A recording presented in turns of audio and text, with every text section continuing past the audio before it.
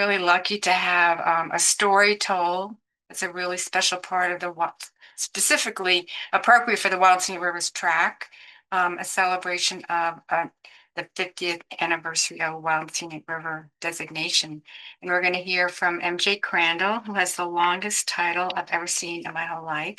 Yeah, I think I've read Natural Resource Specialist, a District Rec Lead, Staff Officer for the Hungry Horse Glacier View Ranger District, and or that lead that one of your titles, and Sheena Pate from the Flathead Rivers Alliance. Thank you guys so much for being here today. Yeah, thank you. Yeah, we're really pretty excited about this 50th anniversary of the designation for the Three Forks of the Flathead Wild and Scenic Rivers. Uh, and um, and our presentation today is kind of it's a session of two presentations. So I'm going to start off and talk a little bit about the story of the designation. And kind of in the national context, because the Three Forks of the Flathead were really important, even for uh, really important for the creation of the Wild and Scenic Rivers Act itself. A number of years prior to when the rivers were designated. And then I think it's also important to kind of to again, and then Sheena will talk a little bit about how we're celebrating uh, this milestone. And we thought this would be really relevant to a national audience, to folks around the country, because there's odds are folks listening to this are going to have an anniversary coming up. Dusty just mentioned that he'll be looking at celebrating the 50th anniversary of Mount St. Helens eruption. So maybe some of the things we talk about, even just maybe would inspire you to look into the stories of your wilderness areas, your wild and scenic rivers, maybe get a little inspired. I think it's important to celebrate these things because it can raise your profile as an organization, as a district, kind of get the story of your special place out there a little bit more. I think even more importantly, it can help build a stronger community and partnerships. So celebrations are about coming together as communities, and so it's a really great way to bring new partners in, really work on old partners, do something fun together. And I think it's also important to know that the stories you tell can be grand and on a national scale, or they can be a little more focused and a little more local. And so the celebrations that you do are totally scalable. It can be something pretty. It could be a one day event. We in 2022, my district celebrated the hundredth anniversary of a lookout, the Hornet Lookout. We just did like a little one day event to celebrate that, bring some partners together, and it was pretty simple. And then it can be at a little bit bigger scale. I would imagine uh, the uh, Mount St. Helens eruption. That's gonna be a big deal, and kind of a serious deal. Commemorating kind of in some ways a tragic event as well. Um, so yeah, I think I'll get to talking a little bit more about specifically the Three Forks. To give you a little bit of geographic context, so the Flathead River is in northwest Montana. To the North Fork and the Middle Fork border Glacier National Park on the west and south sides, and then the South Fork heads kind of due south. Um, Deep into the Bob Marshall wilderness there. So So that's sort of the geographic context there. And in uh, we were uh, uh, just after World War II, the country was engaged in a number of really grand industrial projects all across the country. And in our neck of the woods, there was a hydroelectric dam built, completed in 1953, that dammed the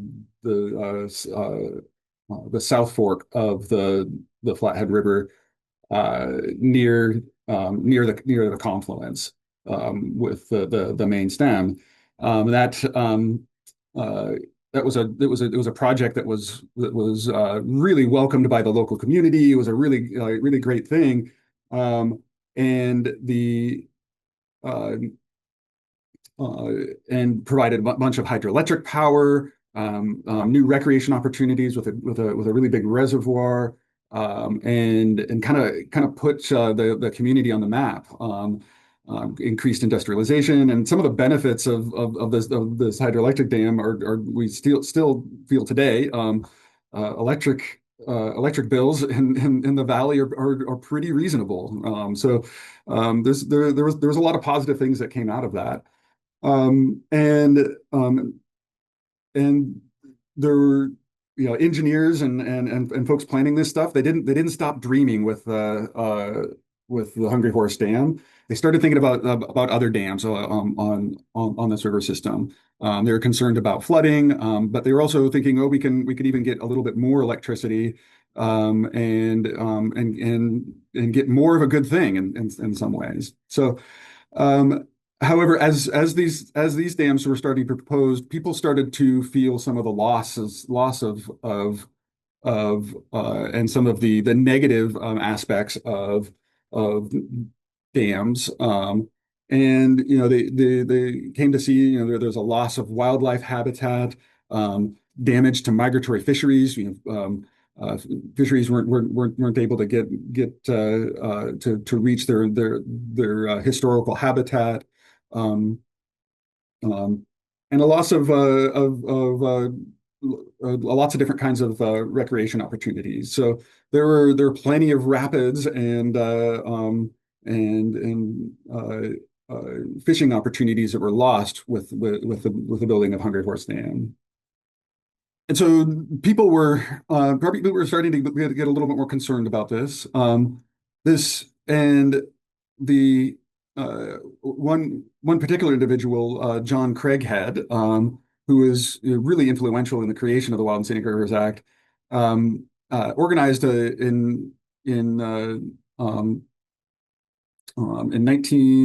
1956, organized a trip down the upper middle fork of the Flathead, which is was a wasn't yet a wilderness area, but was very wild. And there was a dam that was proposed in Spruce Park Rapids, which was and the interesting thing about this dam was that it was proposed to they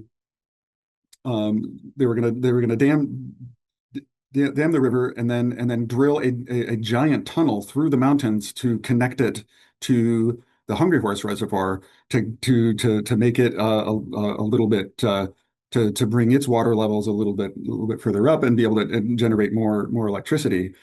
So really creative engineering thoughts going on there, but there are some concerns. So John Craighead was a researcher with the Fish and Wildlife Service, and he wanted to see firsthand what was to be lost. So he organized a trip, and floated the river, and then documented a little bit about that trip in an issue of Montana Wildlife.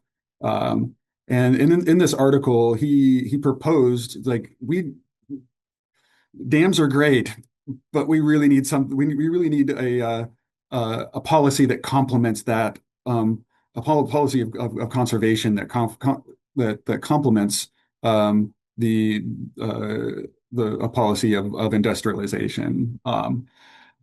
So, so really, uh, if you have a chance to read this article, it's really pretty fascinating, especially sort of side by side with the Wild and Scenic Rivers Act. There's a lot of parallels there that are really fascinating. Um, so, um, so the intent of the act itself. Um, like I said, complementing a policy of dam and other construction, but protecting and enhancing the free-flowing condition, primarily prohibiting dam construction, but other diversions, things like that. There's a focus on water quality, and also what's called outstandingly remarkable values.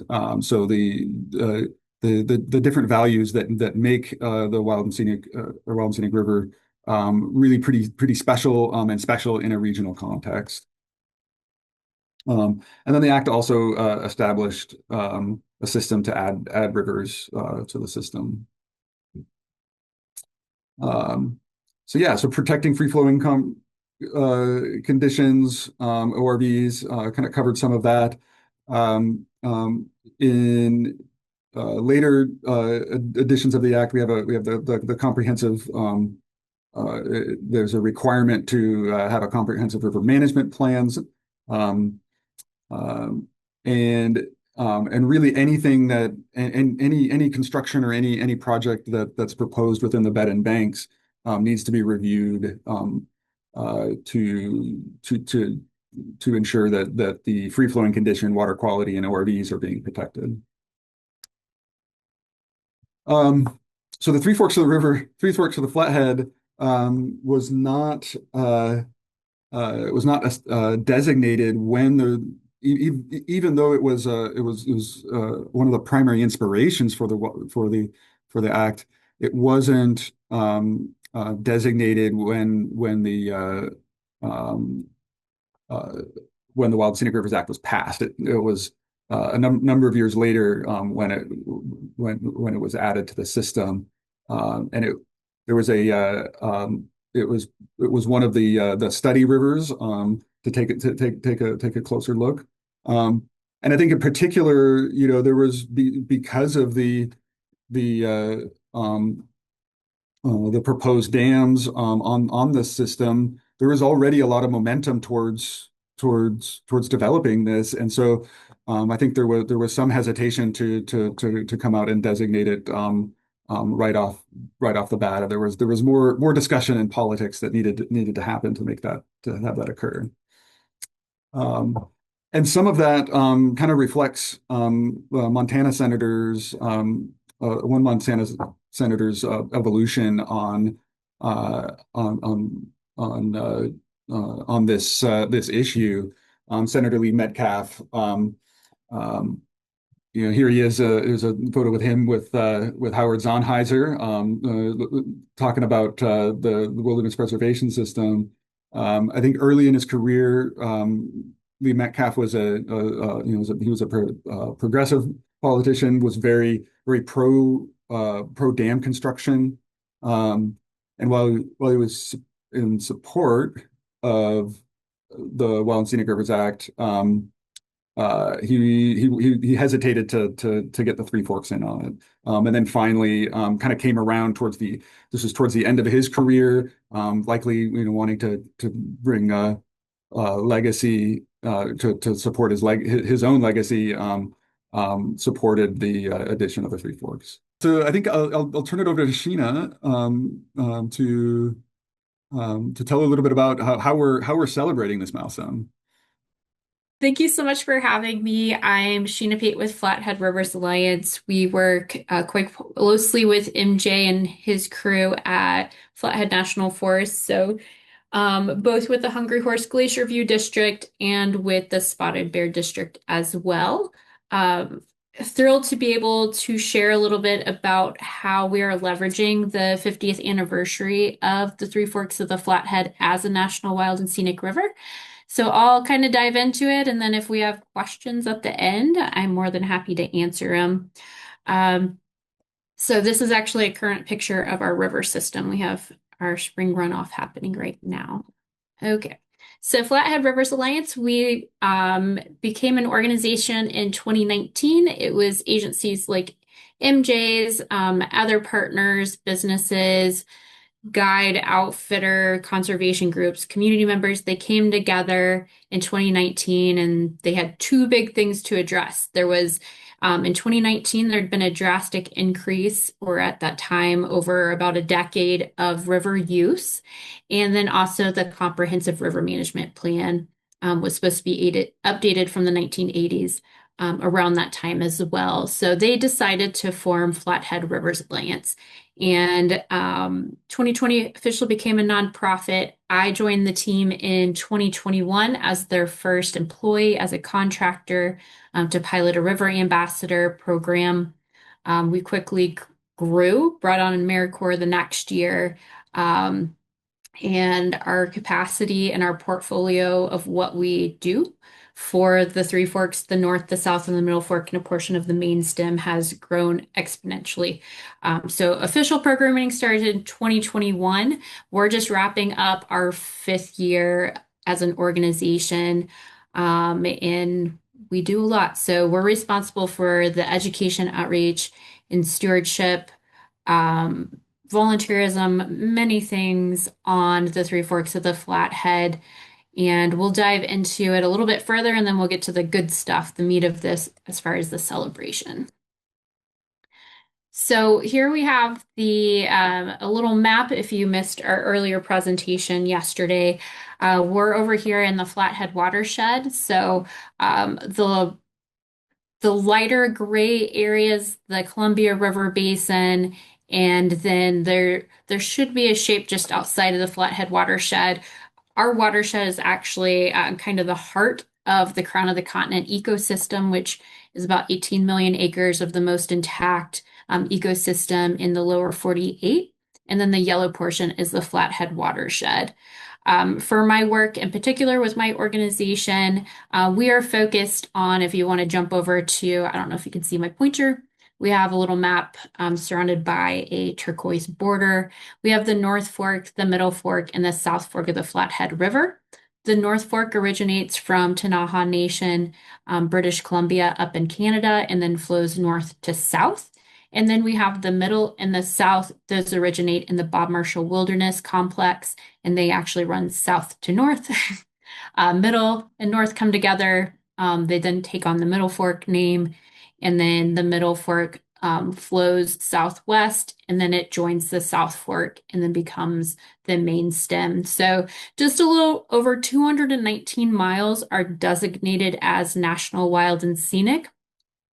For our river system, we have a smaller chunk of river that's part of the Three Forks, and that's up in the Canadian Ktunaxa portion as well. We will do work down all the way to Columbia Falls, so the Tea Kettle River access. MJ talked a little bit about just the significance of the Flathead and really why it matters. So I have some additional photos here that hopefully you can see.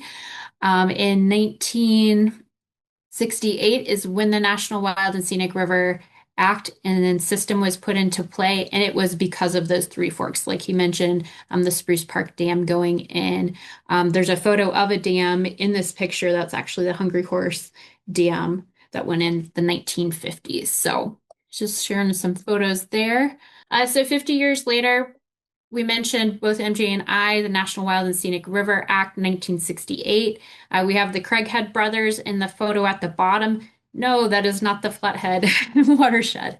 It is beautiful, but that's not here. But really essential movers and groovers in the conservation field. And so we're very thankful that they helped start that movement, and they didn't do it alone. They really pulled in diverse stakeholders to have that movement go forward as far as the protection of some of our wildest rivers. Our river designation, 1976.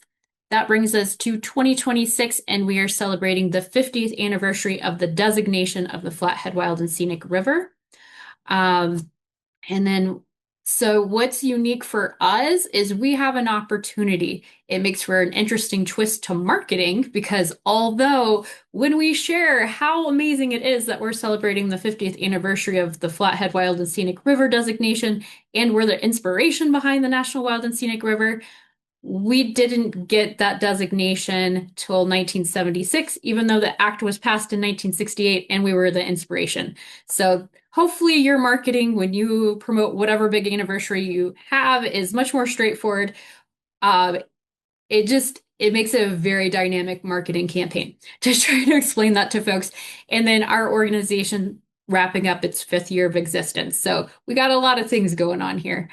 Um, so the challenge, if you work with National Wild and Scenic Rivers or you know of them, less than half of 1% of rivers in our nation are protected under a National Wild and Scenic River Act and system. And a majority of the population, even right here in the Flathead, do not have an understanding that the river that's flowing right in their backyard has that protection and what does that even mean? So that's been a really fun education opportunity and us being able to leverage the 50th anniversary to tell that story that not only tells the story of our local river, but really what it means for our nation and the other wild and national wild and scenic rivers that are out there and other ones that are being proposed for designation as well. So really, what is our goal? Why? I mean, 50 years is kind of a big deal. We didn't want to just celebrate the 50 years. We wanted to use the 50-year mark to really build the next 50 years. And as we tell the story of the 50-year and the 50-year protection of the river, we also have the underlying story of we are so grateful and thankful to get to work with the Salish and the Kootenai and the Tanaha. And so this gives us an opportunity to remind everyone else that they have been stewards of this river system for over 10,000 years. So it's a very multi-layered storytelling piece that we're able to put in a nice little bundle. And we get to do it together. It's not just Flathead Rivers Alliance. It's not just Flathead National Forest. It's all of us coming together to share a story and the shared message as well. So we have a year-long campaign in 2025. We started working on the anniversary branding, community partnerships, media outreach, and sponsorship development. And then that has jumped us into 26 where we currently are.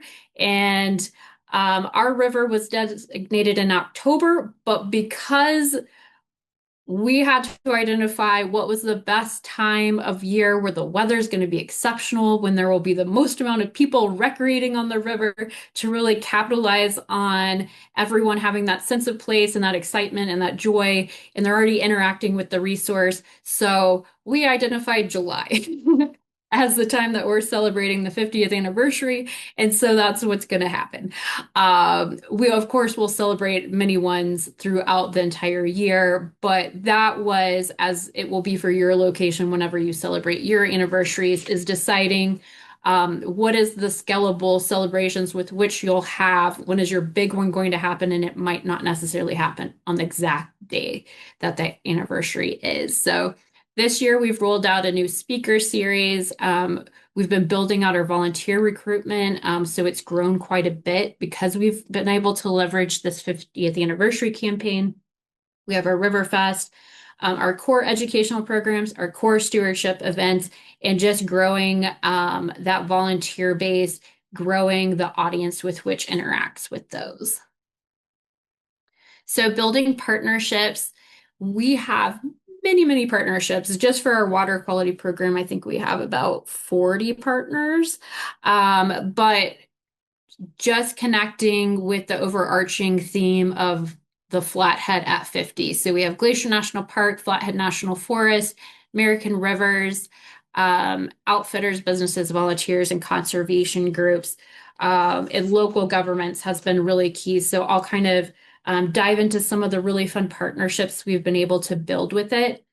We've had 2 partner workshops. Last year, we had in November, a strategic planning workshop. We had a very large group. I think there were, I I can't remember. I think there were 40 to 60 people in person, then we had some online as well. And so we all sat down. That's anything from like Dream Adaptive Recreation to our agency partners to the bird folks. We had the whole spectrum there, and we sat down, we did little mini workshops, and we've had additional workshops since then of what's currently working, what are some of the missing pieces, and what do we want for the next 50 years. Um, so that's a more of an internal thing with our partners that we're able to layer on the more public facing pieces of this anniversary. So things that we should be doing anyways, but it just really helps bring everyone to the table, feeling the excitement of the 50 years. So engaging businesses, MJ asked me to pull together just a sampling of some things we've been able to do with the 50th. We have been able to partner with Sacred Waters Brewing.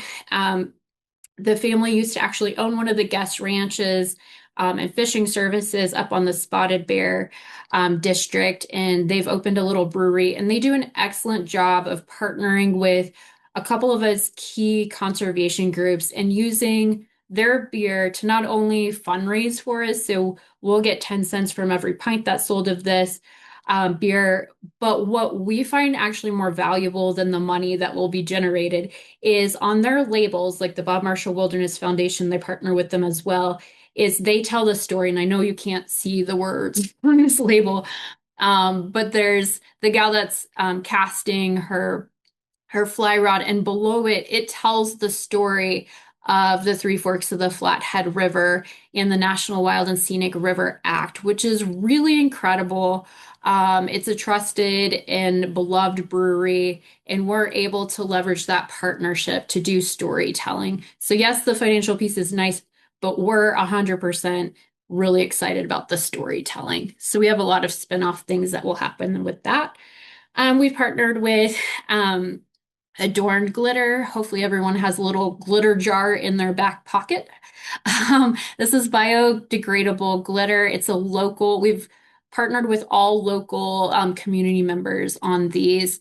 Um, this glitter has adorned Jesse Diggins at the Olympics and other high profile folks outside of our little community as well. And so slapping a label on it, using it as an additional opportunity to get the story out that there's a 50th anniversary.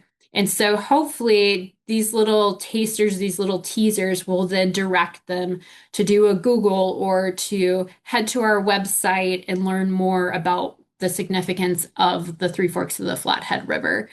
We worked with a local graphic designer to make a whole suite of different logos and icons that not only us as Flathead Rivers Alliance can use, but any of our partners can integrate into their curriculum. They can make coloring pages.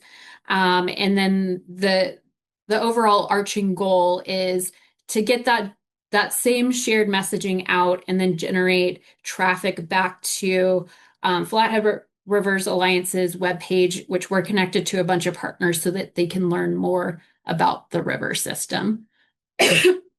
Two other things I'll kind of share.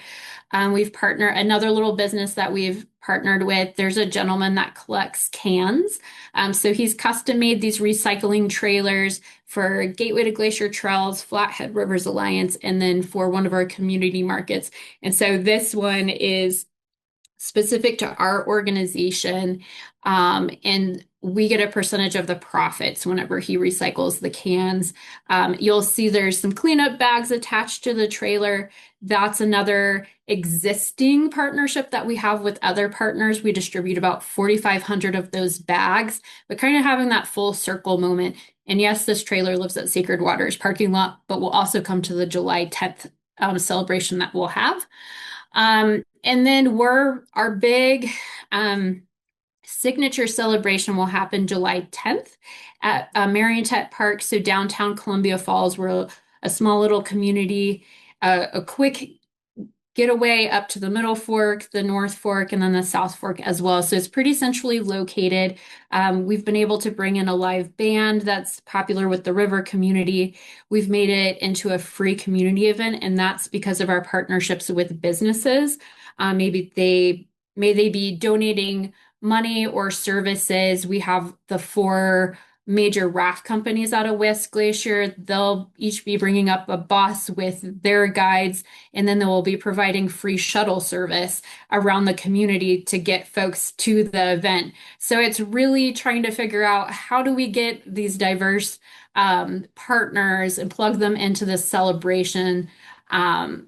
So that we're all working together. So we're pretty excited about it. We'll have about 15 partner booths that'll have interactive activities along with a bunch of other things as well. Let's see, engaging the community. So people really want to protect what they value, and they tend to value it more often they're able to interact with the resource. Leveraging this 50th anniversary to solidify and our River Ambassador program, our cleanup events, educational talks, volunteer stewardship, our river safety program. We went from just having a very small workshop to a full-blown fair. So we brought in, I think there were 10 different organizations, businesses, organizations, specialists that we brought in and did hands-on 1010 activities. We had over 100 people came to that event in its inaugural year. And I think it's a desire and a need for the community, but really we've been leveraging that 50th anniversary for it, along with additional community celebrations. And then creating legacy projects. So we've been able to partner with the city of Columbia Falls. We have essentially taken over a very beloved community park. It's about 20 acres right on the Flathead River. It looks straight up to, we have Columbia Mountain on one side, Tea Kettle on the other, and it looks straight up the drainage to where the middle and the South Fork come together and create the Flathead, the main stem of the Flathead. We're designing and putting in 6 boardwalk signs. These boardwalk signs will additionally have the 50th anniversary logo on it and a QR code. And then we're completely replacing, they had a large sign at the river looking up at the watershed. And so we'll be able to really tell the story of the significance of the Three Forks of the Flathead and the overall significance in the watershed itself. We have an accessibility project on the ground, improvements for removing barriers for ADA accessibility. So we'll be starting that campaign and really leveraging the 50th, building upon our stewardship programs, and just really having that awareness of the river system through storytelling. And we only have so much capacity at our nonprofit organization to engage adults and youth. So we have brought our other partner organizations who that might be one of their largest pillars or mission of their organization. And so they're able to get into even more classrooms or do even more summer programming than we're able to with our capacity. So making sure we all have the same story, the same messaging that we're sharing. A couple more slides and then we'll wrap it up. Our River Ambassador program, this is a nationally recognized and award-winning program. And just building upon that, we have a goal of about 30 or 40 river ambassadors. They're both in the front country at river access sites and at in the wilderness here as well for the rivers. And just leveraging those programs that we have. So educating, supporting agency partners, promoting safety, and building stewardship. We have an array of programs. What makes this replicable? It sounds like a couple of you have some really big anniversaries coming up in the next couple years. So what kind of like what MJ said is they had a big anniversary for Hornet Lookout. And so that was more of kind of a one-day smaller event. So identifying what is the capacity that your organization individually has. I always recommend bringing in partners and kind of getting a read on who is available, who's interested, how can you generate excitement around it, and then scaling it based on your budget, who you have that can work with you, and what is the story that you need to tell, and how long can you stretch that out? So we have a lot of things happening. We're kind of at the larger budget. We're partnered with American Rivers on a lot of our more national campaign related to the 50th. Lessons learned. You can never start planning early. Of course, things will always change as you get closer, as y'all know. Building partnerships first, focusing on partnerships. I will always say partnership, partnership. Focusing on participation and making it really a community event. Engaging, letting folks feel like they have a stake in it and that this is something that they are welcome to, and telling a very simple story. So I'm kind of wrapped up here, but I would love to hear if there aren't any questions directly related to MJ and myself, or we'll answer those first. And then I would kind of love to hear some milestones that maybe your organization has coming up and how you think you can kind of use it.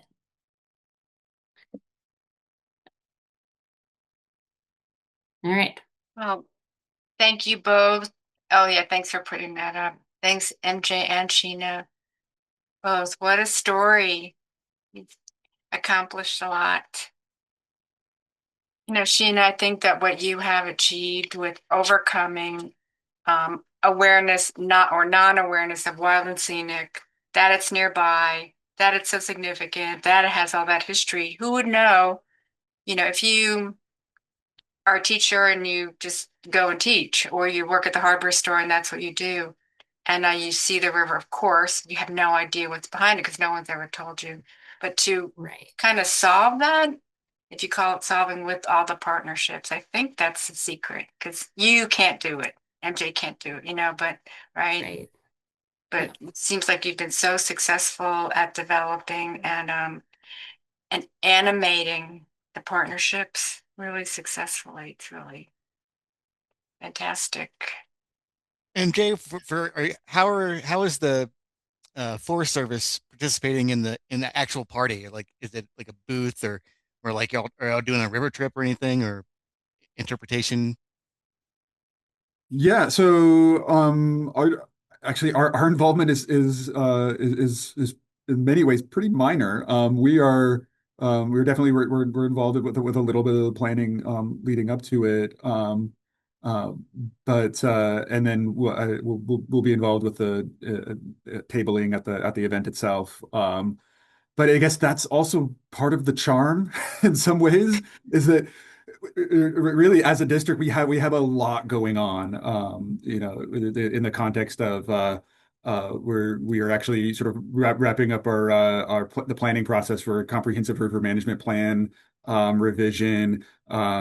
We have significant blowdown this year, and so like really to have FRA stand up and be able to grow as they have over the last 5 years, to be able to take this on for us has been huge. Because really we would have struggled to really come in and be even remotely this present.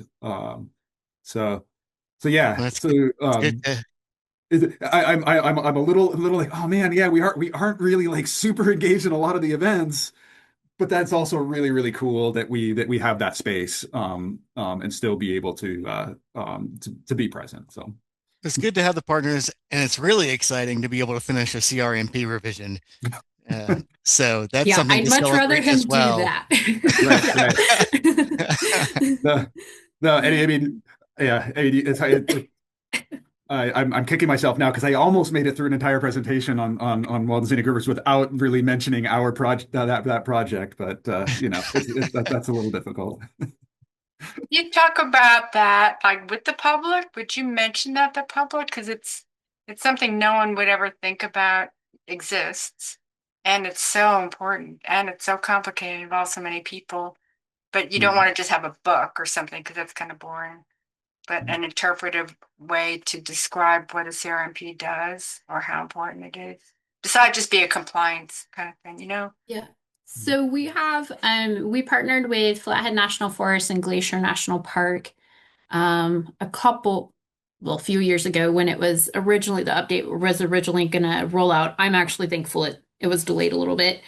And then we've been updating it. So Flathead Rivers Alliance has an FAQ page that We have the Oh, most neat. frequently asked questions that either the agencies received or we have received through our various different channels.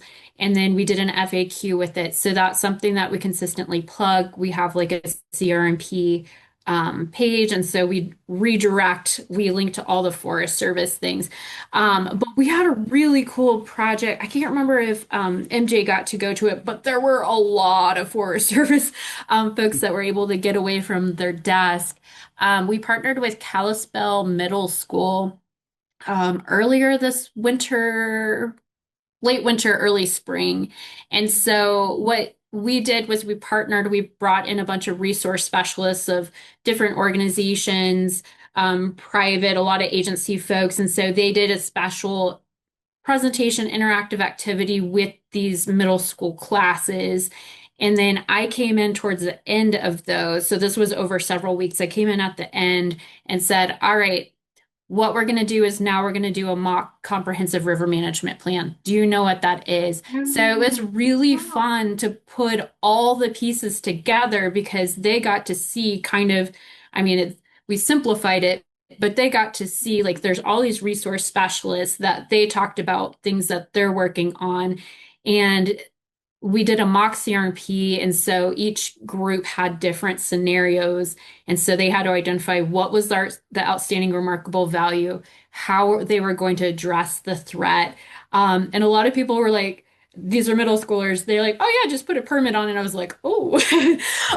So it was really interesting and fun to have those conversations.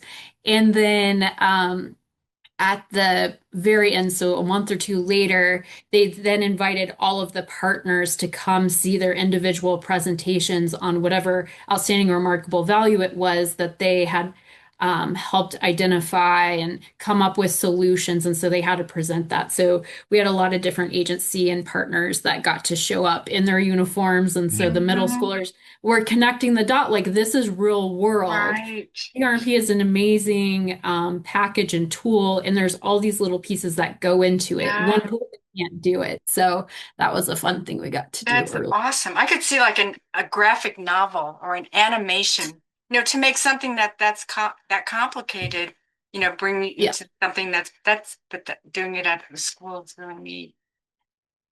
But thank you again so much. thank you. Thanks for Have a Yeah. good one. attending. Thanks, James. Yep. Thanks, everyone. Thanks. Good luck with the rest of Bye. the year, all your Yeah, have programs. fun with your celebration. Yeah. We'll Wish see I you was in there. July. Bye. Bye.